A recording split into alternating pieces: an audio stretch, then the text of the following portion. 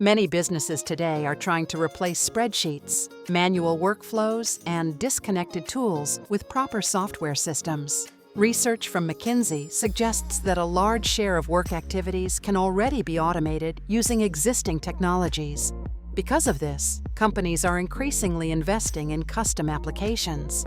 When organizations begin planning these systems, they often look for experienced developers. One option many companies consider is hiring ASP.NET developers in Raleigh. Over the past decade, Raleigh has grown into an active technology center.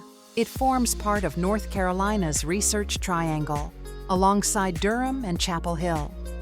The region benefits from strong universities and a steady pipeline of engineering talent. As a result, businesses searching for .NET developers can often find engineers who have worked on enterprise software, SaaS platforms, and cloud-based systems. Another practical factor is cost.